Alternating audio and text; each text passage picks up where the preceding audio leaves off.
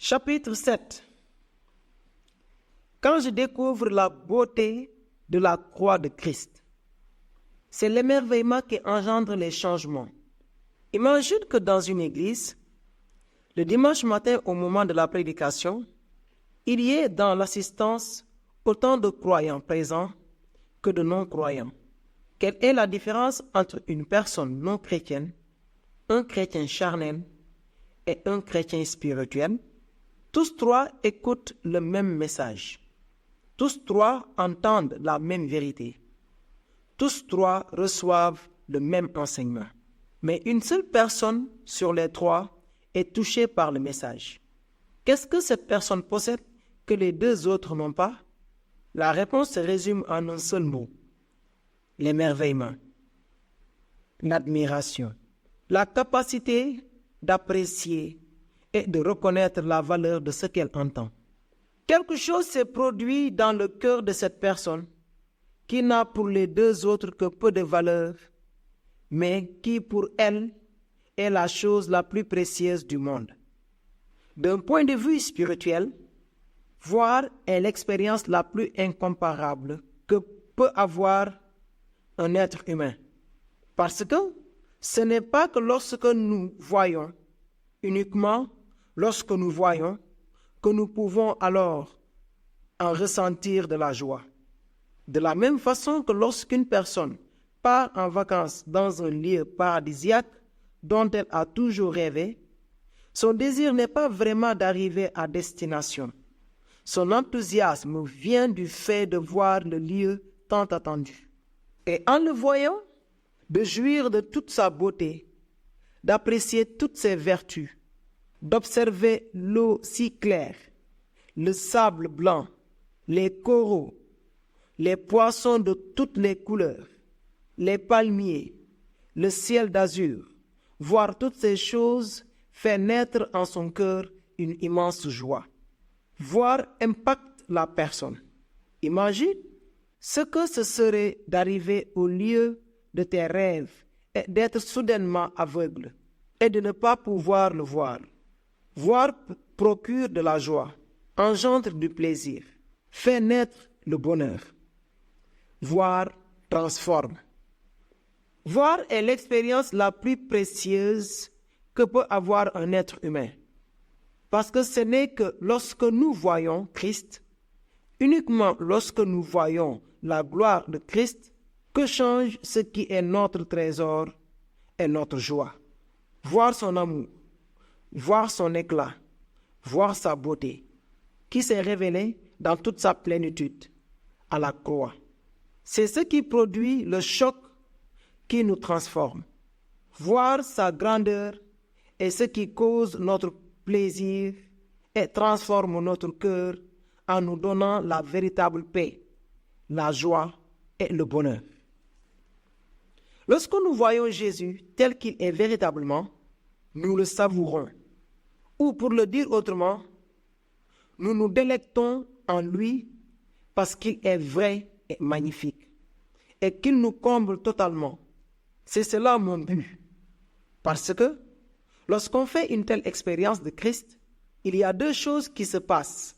Il reçoit l'honneur et la joie nous libère afin que nous puissions marcher dans l'étroit chemin de l'amour. Plus nous nous satisfaisons en Christ, plus il se glorifie en nous. Et lorsque nous nous satisfaisons en lui, nous sommes crucifiés pour le monde. Comme le dit l'apôtre Paul, nous tous qui, le visage dévoilé, contemplons comme dans un miroir la gloire du Seigneur. Nous sommes transformés en cette même image, de gloire en gloire. Telle est l'œuvre du Seigneur, qui est l'Esprit. 2 Corinthiens 3, 18. En contemplant, nous devenons, en regardant Christ, nous sommes sauvés et sanctifiés. La beauté de Christ transforme le cœur. La beauté de Christ sanctifie. La beauté de Christ change les affections de notre cœur. Le voir, lui, et nous réjouir de ce qu'il a accompli pour nous, c'est cela le motivateur, le moteur, le feu qui détruit notre égoïsme et assujettit le plus profond de notre être, de façon telle qu'après l'avoir vu, notre plus grand plaisir soit de vivre pour lui. Matthieu 13, 45-46 exprime cette vérité de manière très imagée. Le royaume des cieux est encore semblable à un marchand qui cherche de belles perles, c'est-à-dire qu'il cherche quelque chose qui peut réellement satisfaire son cœur et qu'il n'a pas encore trouvé. Il a trouvé une perle de grand prix, c'est-à-dire qu'il voit que Christ est meilleur que toute autre perle existant dans le monde. Et il est allé vendre tout ce qu'il avait et l'a acheté. C'est-à-dire, il a échangé le monde pour Christ. Comme il est dit en Galates 6, 14, « Pour ce qui me concerne, loin de moi la pensée de me glorifier d'autre chose que de la croix de notre Seigneur Jésus-Christ, par qui le monde est crucifié pour moi, comme je le suis pour le monde. » Paul est très clair.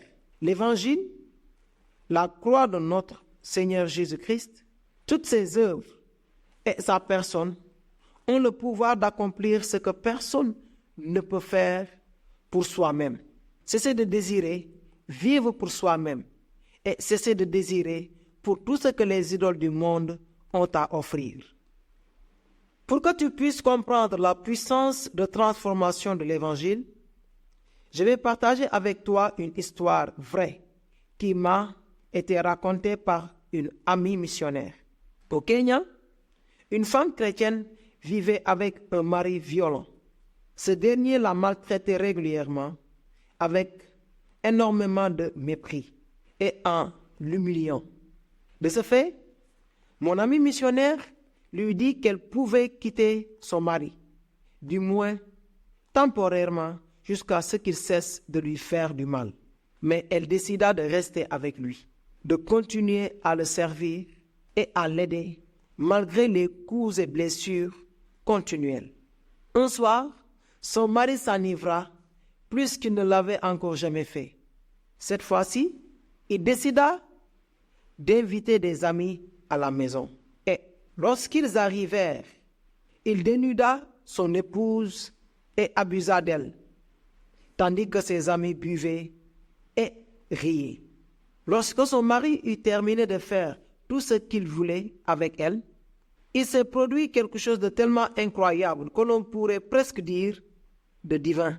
La femme a rajusté ses vêtements, a rangé ses cheveux, s'est dirigée vers la cuisine et, sans rien dire, a préparé un repas pour son mari et ses amis.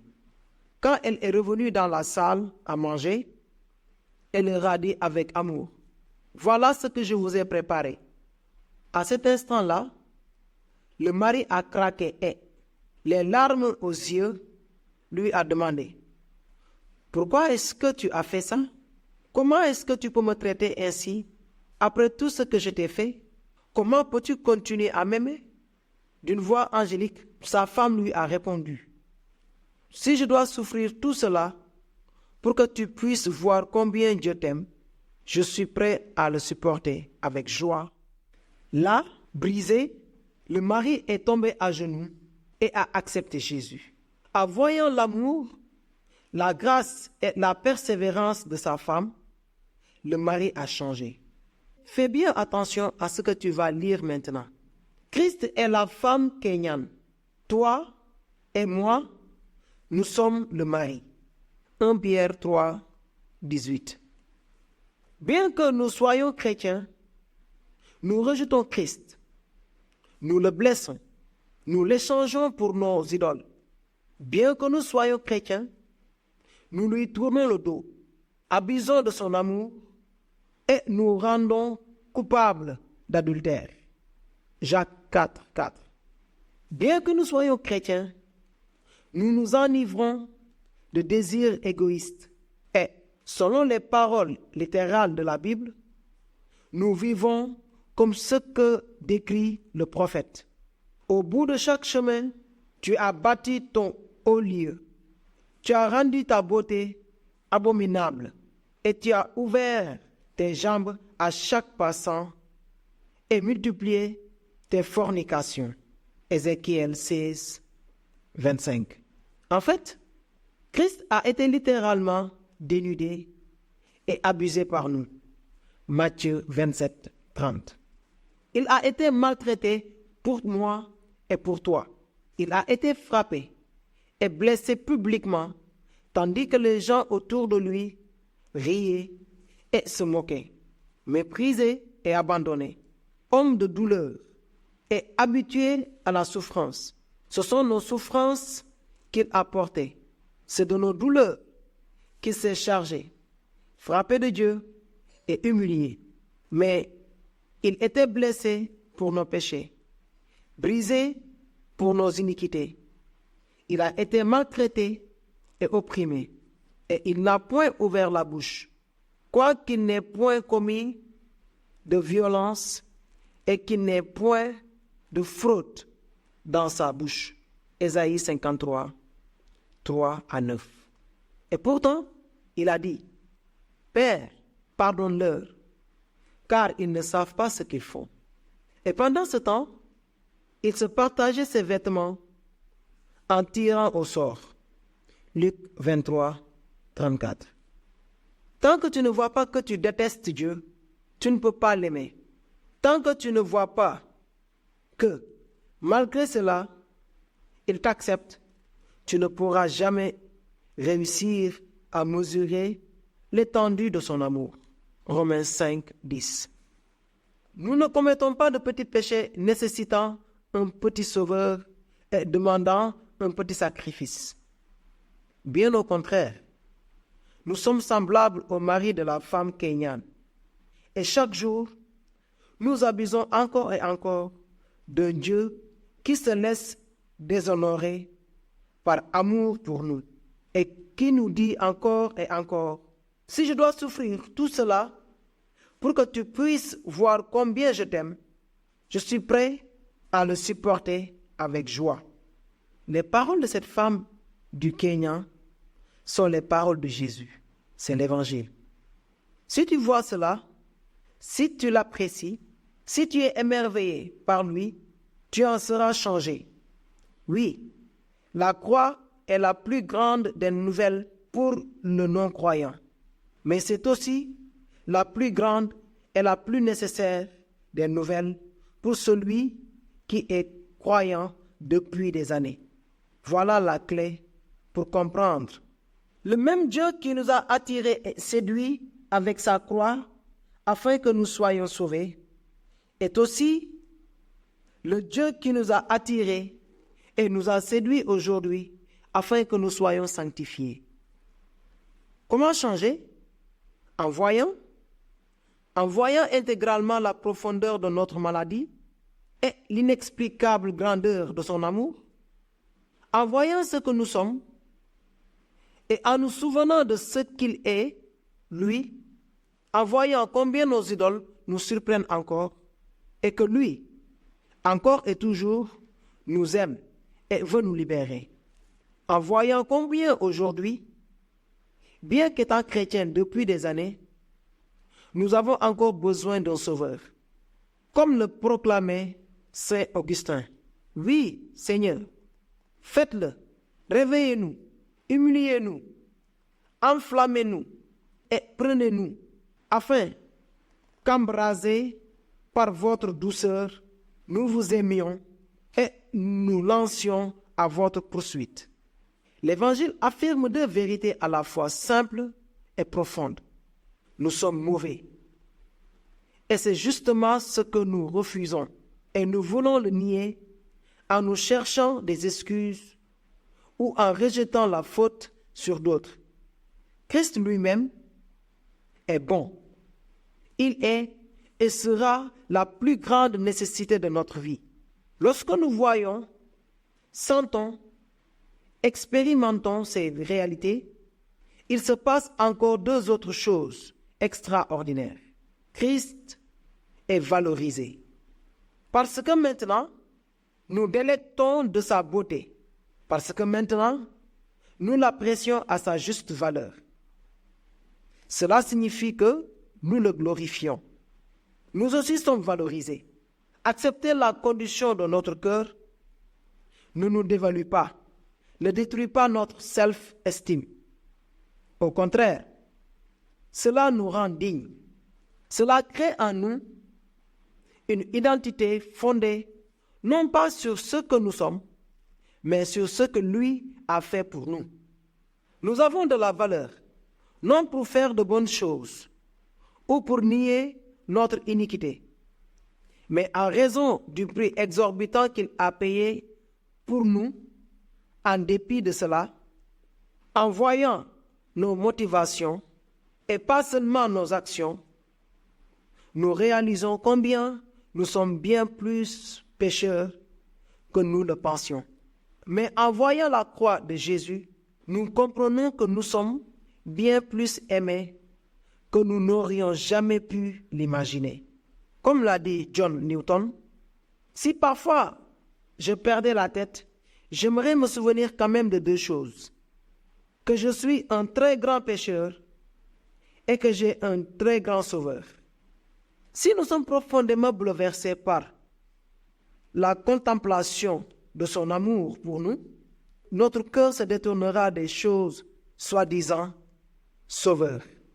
Nous cesserons alors d'essayer de nous racheter nous-mêmes au moyen de nos actions et relations, parce que nous avons déjà été rachetés. Nous cesserons de prendre les autres pour nos sauveurs, parce que nous avons déjà un sauveur. La seule façon de détourner notre cœur d'un ancien amour, c'est la puissance d'expulsion que possède un nouvel amour. Autrement dit, ce n'est pas lorsque nous découvrons la magnificence de l'amour que Dieu en Christ a pour nous et que nous pouvons nous sentir aimés de manière telle que nous n'aurons plus besoin d'autre amour que nous serons délivrés de notre idolâtrie. Lorsque Dieu revient emplir notre cœur comme il l'a fait au jour de notre conversion, alors seulement nous serons de nouveau convertis. Alors seulement nous serons changés. Toutes les émotions, affections ou désirs spirituels naissent de la compréhension spirituelle par laquelle l'âme voit l'excellence et la gloire des choses divines. Cette vision a un effet transformateur. Nous tous qui, le visage dévoilé, contemplons comme dans un miroir la gloire du Seigneur, nous sommes transformés en cette même image, de gloire en gloire. Telle est l'œuvre du Seigneur qui est l'Esprit. 2 Corinthiens 3, 18. Ce pouvoir transformateur vient de Dieu uniquement, de l'Esprit du Seigneur. Plus nous verrons la gloire du Seigneur, plus nous changeons. Plus nous prendrons en lui notre plaisir, moins nous prendrons de plaisir dans le monde. Plus nous serons émerveillés par son œuvre, moins nous serons obsédés par la nôtre. En voyant tout ce qu'il est, lui, et tout ce qu'il a fait, alors nous changerons. C'est le travail de son esprit. Il nous ouvre les yeux pour qu'en voyant nos idoles soient détrônées et que nous remettions Christ à sa juste place, non seulement dans notre conduite extérieure, mais aussi au plus profond de notre cœur. Ce n'est qu'en vivant une telle expérience que nous pourrons vraiment l'aimer comme il l'attend, de tout notre cœur, de toute notre âme et de tout notre esprit. Que se passe-t-il lors d'un changement profond? Depuis que j'ai commencé à écrire ce livre, j'ai tenté d'exprimer de plusieurs manières et sous différentes formes, mais je vais le faire encore une fois. Je change quand change ce que j'aime. Comment change ce que j'aime?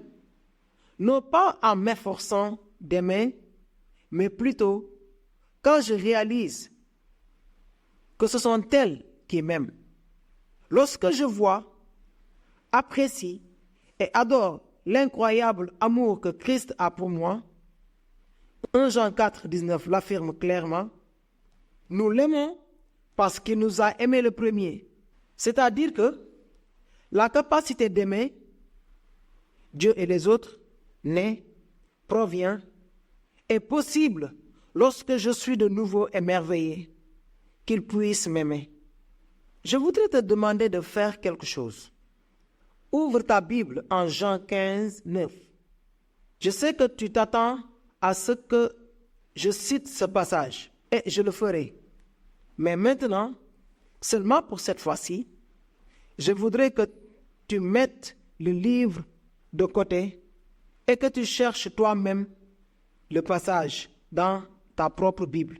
Je crois que Jean 15, 9 est sans doute le secret le plus important de toute la Bible.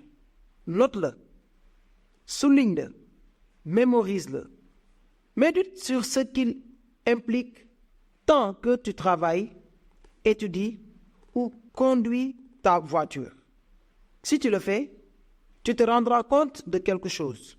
Ce verset enseigne une chose tellement incroyable qu'elle te semblera presque hérétique. Ce verset contient une vérité tellement fascinante et époustouflante que même si tu la lis, la comprends et y crois, il va te falloir une vie entière pour réussir à l'apprécier pleinement. Jean 15, 9 dit « Comme le Père m'a aimé, je vous ai aussi aimé. Demeurez dans mon amour. » Qu'est-ce que cela signifie? Es-tu prêt à être ébloui? Lis ce qui suit avec attention. Ce verset dit que Dieu t'aime avec le même degré d'amour qu'il a pour lui-même. Jésus t'aime avec autant d'amour que le Père en a pour lui. Je vais te le dire autrement. Dieu t'aime d'un amour aussi grand que celui qu'il a pour son Fils, Jésus-Christ. Lis le verset avec attention. Comme, c'est-à-dire avec la même quantité d'amour que le Père a pour moi. Autrement dit, avec le même amour intratributaire qui existe depuis avant même la fondation du monde et que Dieu le Père a pour Dieu le Fils. De même aussi, je vous ai autant aimé, vous. Est-ce trop beau pour être vrai? Pourtant, c'est vrai, c'est vrai, c'est vrai. Tu le sens? Tu l'apprécies? Tu le vis? Tu es comblé? Je vais te donner un exemple de la façon dont cela est possible. Tout au long de mon ministère pastoral, j'ai dû supporter qu'un bon nombre de gens disent des choses plutôt désagréables à mon sujet. Certains, peut-être, avaient raison, d'autres non.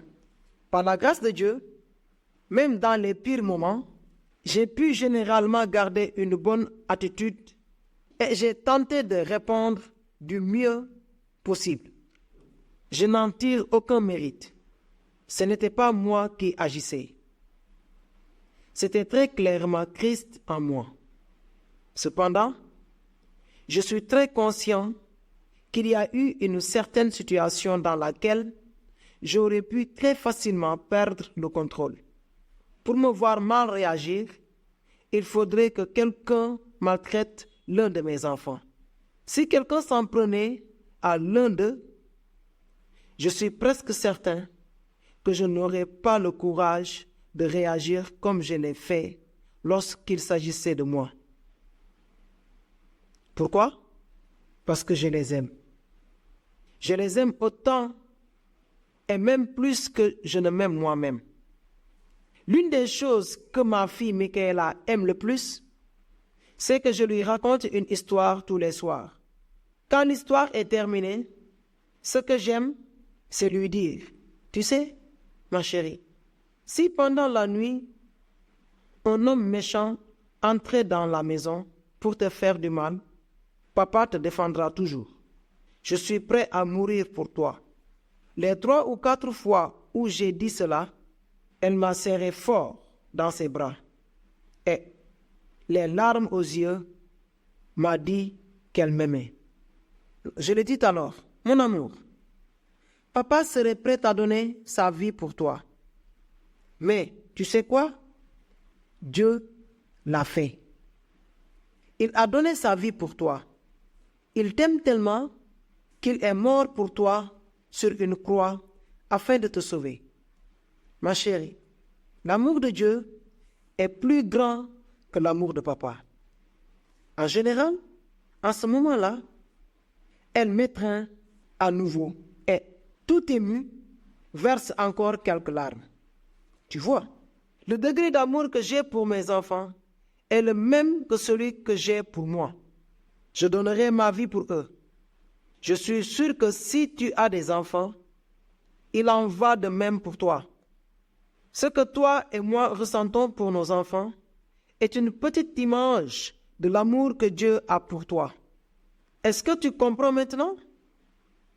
Dieu t'aime d'un amour aussi grand que celui qu'il a pour son Fils, Jésus-Christ.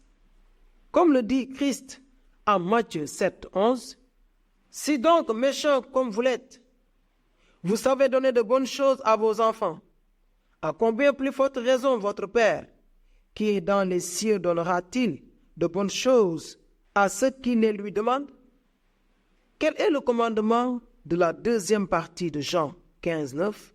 Demeurez dans son amour. Dit autrement, vis ta vie à la lumière de cette réalité. Vis comme si tu te sentais la personne la plus aimée de tout l'univers, parce que tu l'es vraiment. C'est cela le commandement de Christ. Maintenant, tu comprends Matthieu 6, 1. Maintenant, tu comprends pourquoi mon plus grand devoir de chrétien n'est pas d'obéir au commandement, mais de jouir de Dieu. Maintenant, tu peux voir pourquoi ton plus grand besoin est de faire tes délices de l'amour qu'il a pour toi. Lorsque tu vois pleinement cela, tu es transformé, tu es libéré. Jean 8, 32. Cela fait de toi une personne qui n'a pas besoin d'aller au coin des rues avec une sébile pour manger de l'amour. Maintenant, ta sébile est pleine. Tu n'as plus besoin du sexe, du pouvoir, d'un merveilleux travail ou d'une silhouette de mannequin pour te sentir aimé. Maintenant, tu es aimé. Et cela change complètement toute ta vie, tes relations, ton comportement et ta façon d'être. Cela change ce que tu fais, change tes relations avec les autres. Cela change même la manière dont tu réagis face au rejet. Maintenant, tu peux être gros ou maigre, peu importe. Maintenant, tu peux perdre tes cheveux ou en avoir, peu importe. Maintenant, tu peux perdre dans un débat d'idées ou gagner. Cela n'a plus d'importance. Mais laisse-moi te donner un petit éclaircissement. Est-ce de savoir qui te fait changer? Bien sûr que non. Ce qui fait la différence, c'est d'en faire l'expérience au plus profond de ton cœur. Comme nous l'avons dit au début du chapitre, tu dois avoir, sentir, palper, apprécier, déguster, savourer l'amour de Christ et non te contenter de savoir qu'il t'aime. Pour cette raison, mon plus grand devoir de chrétien, c'est de jouir de l'amour que Dieu a pour moi à cause de Christ. Pour cette raison, mon plus grand devoir de chrétien, c'est de demeurer dans son amour. Comme il est écrit en 1 Jean 4, 10, cet amour consiste non point en ce que nous avons aimé Dieu, mais en ce qu'il nous a aimés et a envoyé son Fils comme victime expiatoire pour nos péchés. Comment changer? Nous changeons lorsque nous aimons, c'est-à-dire lorsque nous voyons et apprécions l'amour qu'il a pour nous. Alors, à quoi servent donc les commandements? Si tu poursuis la lecture de Jean 15, tu remarqueras une vérité précieuse au verset 10. Si vous gardez mes commandements, vous demeurez dans mon amour, de même que j'ai gardé les commandements de mon Père et que je demeure dans son amour. Que dit Jésus dans ce passage? Fais bien attention. Voilà ce que Jésus veut dire. Garder les commandements n'est pas la raison pour laquelle nous sommes aimés. Garder les commandements est le moyen par lequel nous demeurons dans son amour. Jésus n'a pas dit « Vivez en gardant mes commandements et je vous aimerai ».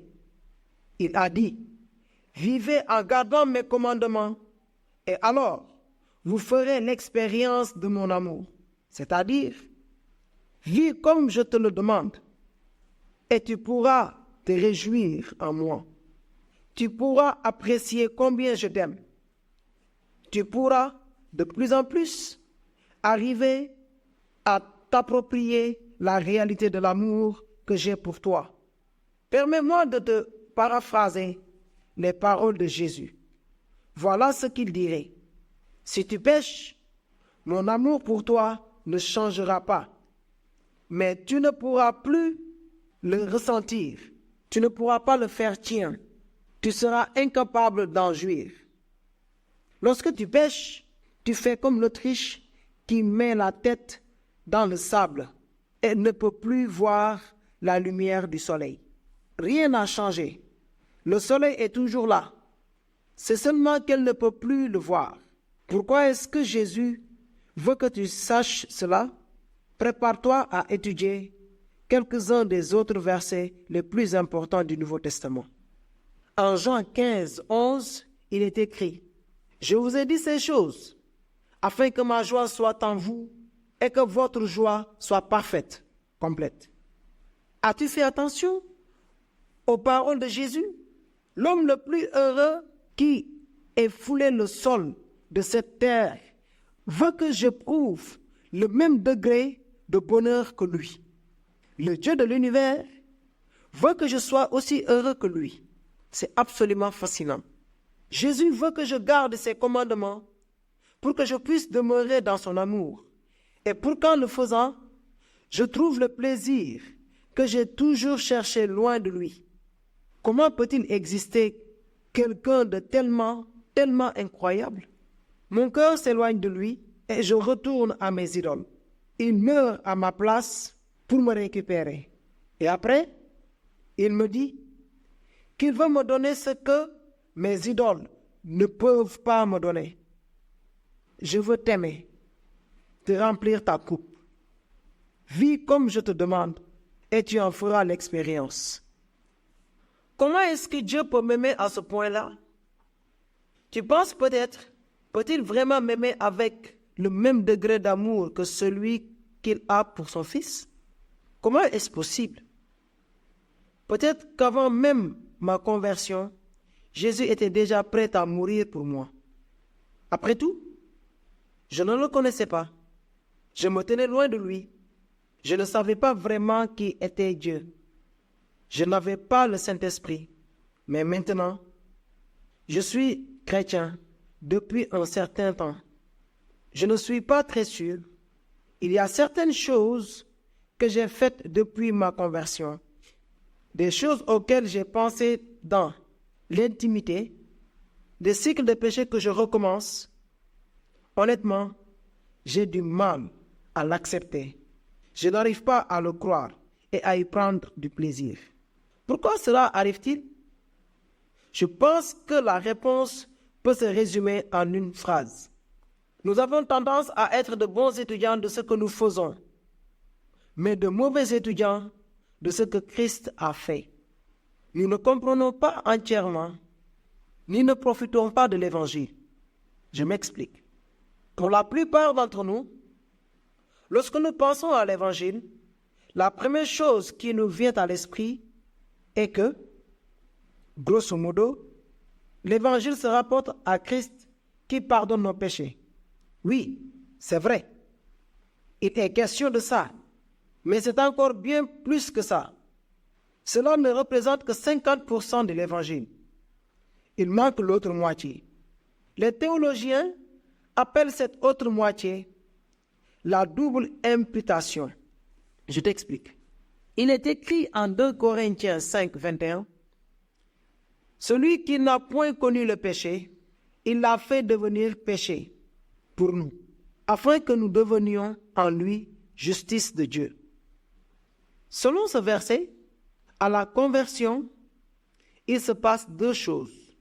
En mourant sur la croix, Jésus a pris ton injustice et il s'en est chargé, c'est-à-dire qu'il t'a pardonné.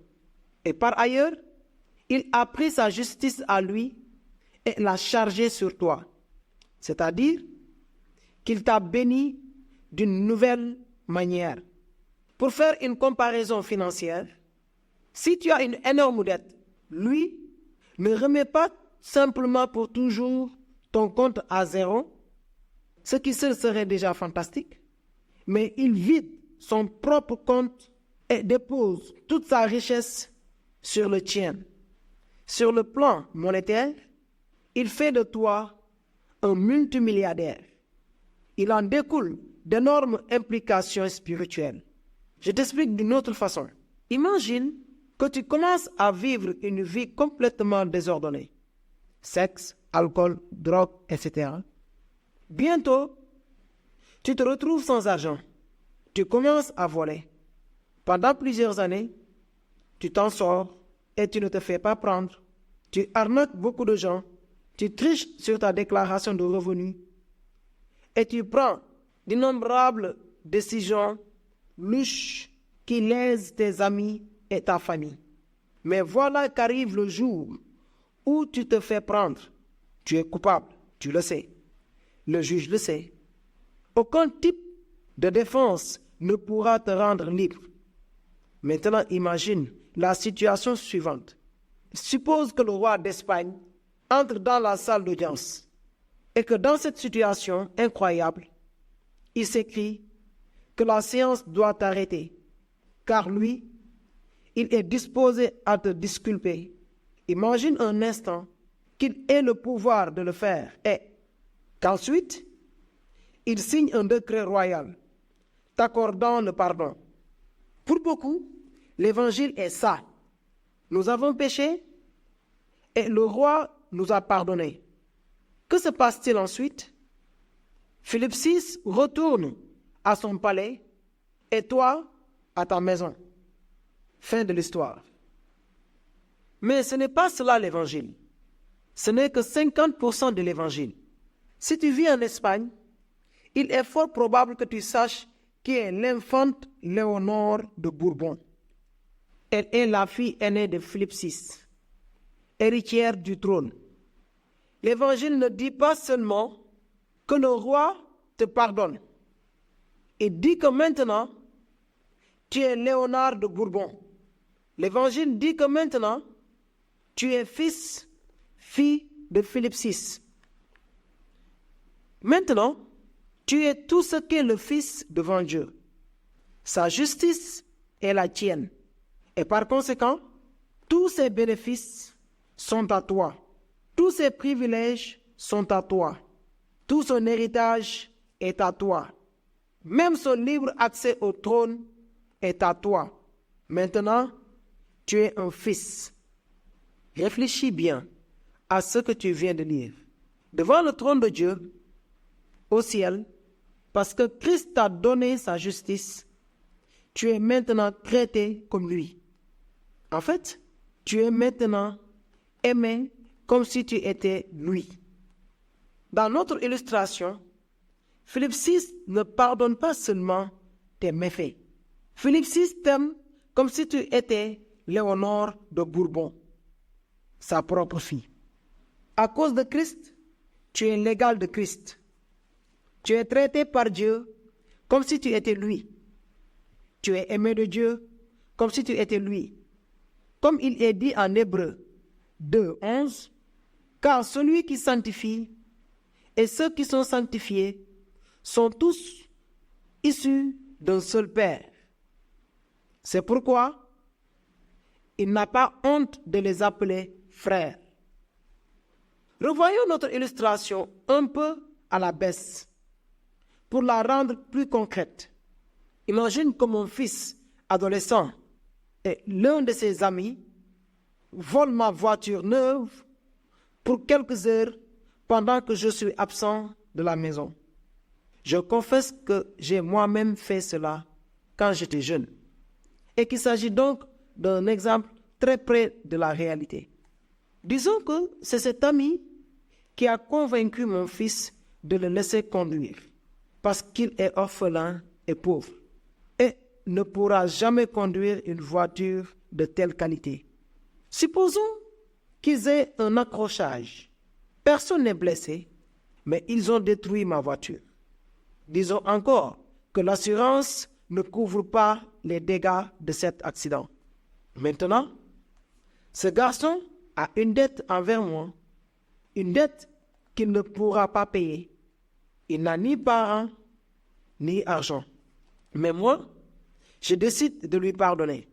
Très certainement, lorsque j'annoncerai à ce jeune que je lui ai pardonné, il sera très heureux et reconnaissant. Mais réfléchis à ce qui suit. Que se passe-t-il si au lieu de lui annoncer cela, je lui disais, non seulement je veux te pardonner, mais je veux t'adopter. Je veux que tu fasses partie de ma famille. Je veux que tu deviennes mon fils. Maintenant, non seulement il ne me devra rien, mais en plus, notre relation sera complètement différente. Maintenant, tout a changé. Mes fils entrent dans la salle de bain pendant que je me rase. Mes enfants passent la nuit dans mon lit lorsqu'ils ont peur. Mes fils peuvent m'appeler à n'importe quelle heure. Mes enfants vont hériter de toute ma fortune. Mes enfants reçoivent toute mon attention, ma tendresse, mes sacrifices. Je les aime autant et même plus que je ne m'aime moi-même. Ce garçon qui a abîmé ma voiture va maintenant avoir le même privilège et les mêmes droits que ceux de ma fille Michaela, de mon fils Thomas et de mon fils Manuel. Maintenant, lui aussi pourra m'appeler la nuit et me dire, « Papa, je n'arrive pas à dormir, tu restes avec moi. » Jean 1,12 dit que pour ceux qui croient en Christ, il a donné le pouvoir de devenir enfant de Dieu. Vois-tu combien cette affirmation est stupéfiante? Tu as le même droit que Jésus. Pourquoi? Parce que tu es un enfant de Dieu. Comment est-ce que Dieu peut te considérer ainsi et t'aimer autant? Ce n'est pas à cause de toi, c'est à cause de Christ. C'est parce qu'il t'a fait don de sa justice et non parce que tu as amélioré la tienne. C'est lui le héros, pas toi. Et parce que ce n'est pas toi qui l'as gagné, tu ne peux pas la perdre. Il a été abandonné, Matthieu 27, 46, pour que tu sois accepté, Jean 1, 12. Comme il est dit en 1 Jean 3, 1, voyez quel amour le Père nous a témoigné pour que nous soyons appelés enfants de Dieu. Et nous le sommes. Apprécie, sens, savoure cette vérité. Pourquoi? Parce que, comme dit Jean, dans les versets qui suivent, t'approprier cela est ce qui te fait changer. Bien-aimé, nous sommes maintenant enfants de Dieu. Quiconque a cette espérance en lui se purifie. 1 Jean 3, 2 à 3. Comme le dit l'apôtre, voir, apprécier, chérir cette réalité te donne le moyen de changer. Il ne s'agit pas de ce que tu as fait, bien ou mal. Il s'agit de ce que Christ a fait, et ce qu'il a fait est inégalable. Il s'agit de l'Évangile. L'important n'est pas ce que je fais, moi. L'important est d'apprendre à apprécier ce que lui a fait pour moi. Qu'est-ce que nous devons apprendre à voir? Tout ce que Dieu, en Christ, a fait pour nous. Dans sa lettre aux Éphésiens, Paul donne, avec luxe de détails, 3 raisons pour lesquelles il prie passionnément pour d'autres croyants. Fais bien attention à ceci. Pour des croyants, pas pour des gens qui ne connaissent pas Jésus. Il dit en Éphésiens 1, 18 à 19, « Je fais mention de vous dans mes prières afin qu'il illumine les yeux de votre cœur, pour que vous sachiez quelle est l'espérance qui s'attache à son appel, quelle est la richesse de sa gloire, de son héritage qu'il réserve aux saints, et quelle est envers nous qui croyons l'infinie grandeur de sa puissance. » Remarque qu'au début de sa prière, Paul note un motif principal ou central qui englobe les 3 autres motifs. Il prie que les croyants puissent voir 3 choses. Que leur cœur, c'est-à-dire dans leur être intérieur, intellect, émotionnel et volonté, puissent apprécier la valeur des 3 vérités qu'il mentionne ensuite. Ces 3 vérités font partie de l'Évangile, ou si tu le veux, sont 3 conséquences de l'Évangile. Dit autrement, ce que Paul veut, c'est que Dieu œuvre de façon surnaturelle à eux, d'une manière telle que les affections de leur cœur et du tien soient capturées par ces vérités, qu'ils en fassent leur trésor, qu'ils les apprécient au point de trouver en elles du plaisir et de la joie. Remarque aussi les pronoms utilisés dans ce passage.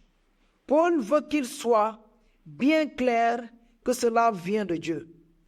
Son appel, son héritage, sa puissance. C'est-à-dire que chacun de ces bénéfices est l'œuvre de Dieu et non du croyant. Examinons rapidement chacun d'eux. Ce dont nous avons besoin, en premier, c'est de voir que l'espérance de changement augmente remarquablement lorsque nous comprenons que l'appel est quelque chose que Dieu a fait. Regarde bien le texte. Au verset 18, Paul intercède pour que vous sachiez quelle est l'espérance qui s'attache à son appel. C'est-à-dire qu'il veut que tu comprennes quel genre d'espérance prend ses racines dans un appel qui vient de Dieu. Dit autrement, la raison pour laquelle Dieu t'a appelé, c'est le produit de ton appel pour Dieu. Et c'est la cause pour laquelle Dieu t'a appelé, pour que tu aies l'espérance.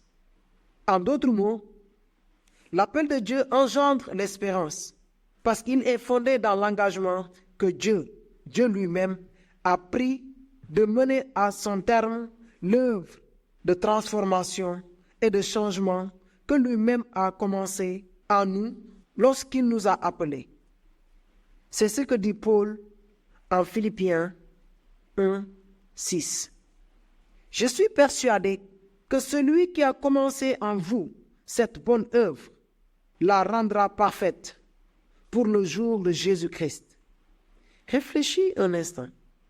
Quelle est l'une des lettres les plus difficiles et même la plus difficile pour toute personne qui veut réellement changer?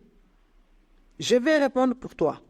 Le découragement, lorsqu'elle constate qu'elle ne peut pas changer. Le manque d'espoir, lorsque tu réalises que tu continues de t'adonner à certains péchés récurrents. Qui que tu sois, tu sais que, tout comme moi, tu as certains péchés particuliers, certaines luttes, certaines tendances qui se répètent encore et encore. et dont tu as conscience qu'elles nuisent ta vie spirituelle. Cela a peut-être à voir avec le sexe, ou ton caractère, ou toute autre chose. Que dit Paul dans ce verset? Que doit voir une personne qui est dans cette situation? Qu'est-ce que Dieu, et non pas toi, qui prend l'initiative du processus de conversion et que Dieu mènera à bien ce processus, comme il est dit en Romains 8, 30, et ce qu'il a prédestiné, il les a aussi appelés. Et ce qu'il a appelés, il les a aussi justifiés. Et ce qu'il a justifiés, il les a aussi glorifiés. L'une des vérités les plus importantes dont je dois me souvenir afin de changer, la première vérité selon la prière de Paul, c'est que Dieu s'est engagé à me changer. C'est lui qui a promis de faire l'impossible. Il est, lui, capable de faire alors que moi, je ne le peux pas. Il terminera ce qu'il a commencé.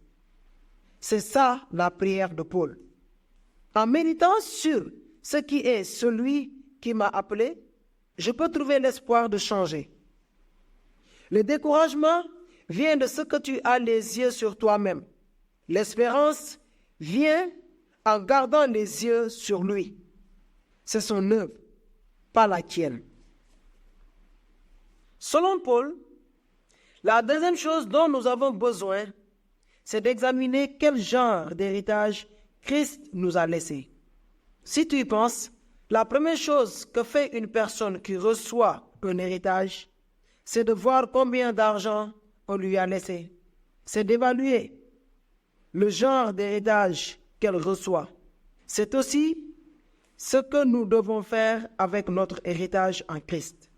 Que dit Paul de l'héritage que nous a laissé Jésus? Qu'il est énorme, des millions, la richesse, la gloire. Au verset 18 d'Éphésiens 1, il dit très clairement que nous devons méditer quelle est la richesse de la gloire de son héritage. Maintenant, pense à ce qui suit.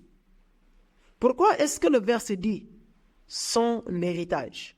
Parce qu'un héritage est quelque chose que tu obtiens sans n'avoir rien fait. Tous les jours de sa vie, mon père s'est levé à 7 heures du matin pour aller au travail, du lundi au vendredi, sans exception. Et il est sorti de la maison à 7h30 et il est revenu de son entreprise à 7 heures du soir, avec une heure de trajet et depuis le centre de Buenos Aires. Honnêtement, je ne me souviens pas d'un seul jour où il ne soit pas allé au travail, même pas lorsqu'il était malade. En fait, avant de prendre sa retraite, il exerçait 3 métiers. Sa propre entreprise de commerce extérieur et 2 chaires de professeur dans 2 universités différentes. En outre, c'était dans 3 villes différentes. Il a vraiment travaillé très dur.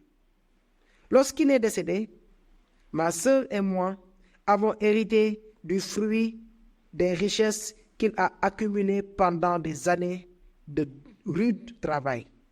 Un jour, nous nous sommes assis chez un avocat. Nous avons signé un papier et toutes ces richesses sont devenues les nôtres. Considère ce qui suit. Qui a travaillé pendant des années? Qui a fait les efforts? Qui s'est épuisé en donnant le meilleur de lui-même?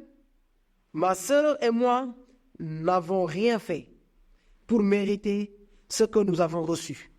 Nous l'avons hérité. Nous avons tout simplement commencé à jouir des bénédictions que notre Père avait gagnées pour nous. C'est la même chose avec Christ.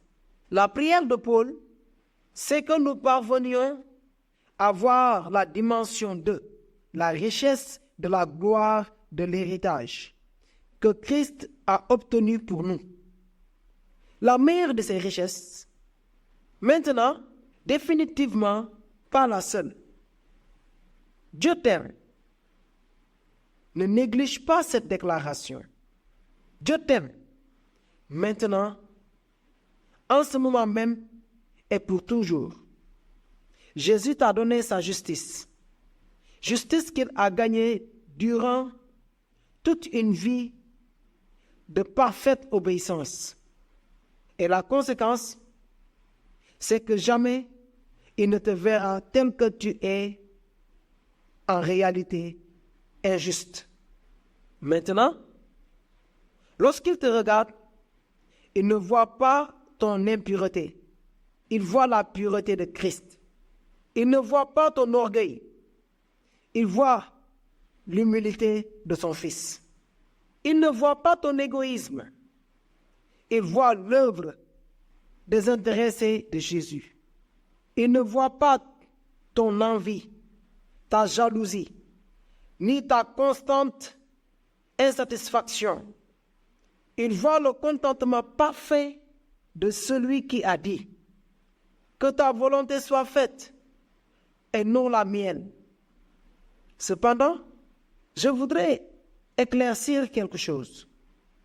Quand je dis que Dieu ne voit pas ton péché, je ne veux pas dire qu'il n'observe pas ton péché ou qu'il se couvre les yeux lorsque tu fais quelque chose de mal. Ce que je veux dire, c'est qu'il te traite comme si tu ne l'avais pas fait. Il continue de t'aimer. Il continue de t'accepter. Il continue de te regarder comme si tu étais Jésus.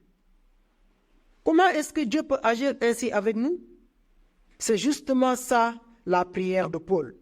Pour que nous puissions voir que la raison pour laquelle Dieu a agi ainsi, c'est que cela fait partie de ton héritage. Ce qui, à toi et à moi, ne coûte rien. Pour lui, cela a tout coûté. Dieu, en Christ, a laissé le ciel, a permis qu'une femme change ses couches. Méditer sur cela seul me coupe déjà le souffle.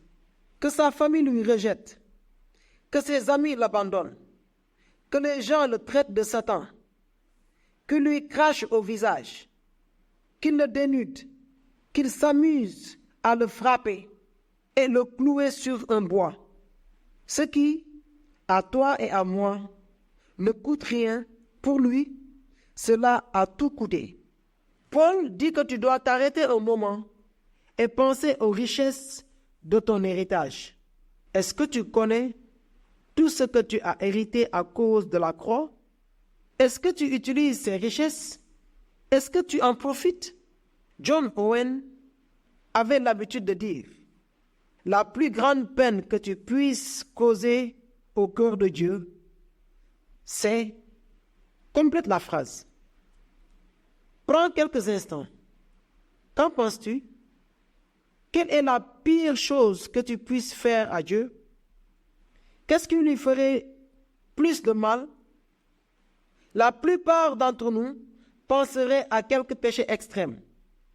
Peut-être ce même péché vers lequel nous retournons toujours. Oui, c'est probablement la pire chose que je pourrais lui faire. John Owen, la Bible et Dieu lui-même te diraient, tu te trompes. La plus grande souffrance que tu puisses causer au cœur de Dieu, c'est de croire qu'il ne t'aime pas. Pourquoi? Parce que sur la croix, Dieu a prouvé qu'il t'aimait. Profite de ton héritage.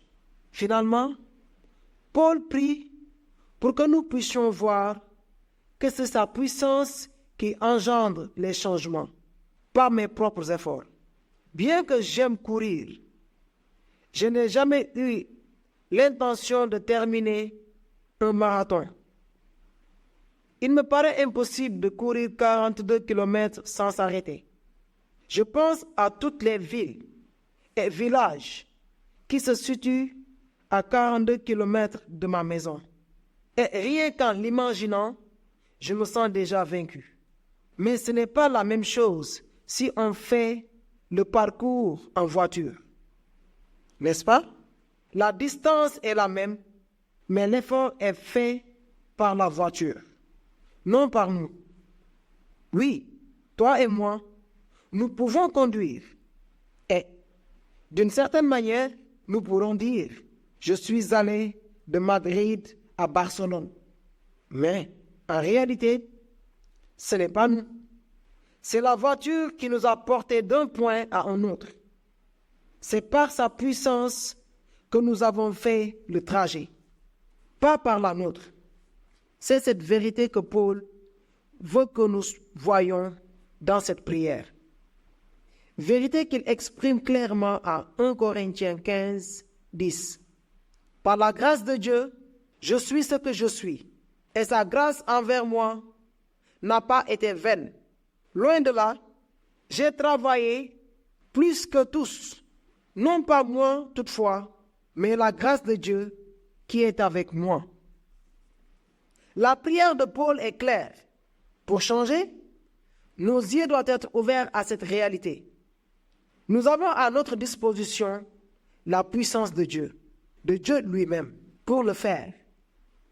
Ce n'est que par cette puissance que nous pourrons faire l'expérience de changement profond. Ce ne sont ni nos résolutions, ni notre engagement, ni notre dévouement qui nous font changer. C'est sa capacité à faire en nous et pour nous ce que nous ne pourrions jamais faire nous-mêmes. Comme dans l'exemple avec Messie au chapitre précédent, ou bien aller en voiture d'une ville à une autre. Cette puissance est tellement extraordinaire et inexplicable que pour la comprendre, il faut la comparer à la résurrection de Jésus. Ce qu'aucun homme ne peut faire, Dieu l'a fait par sa puissance.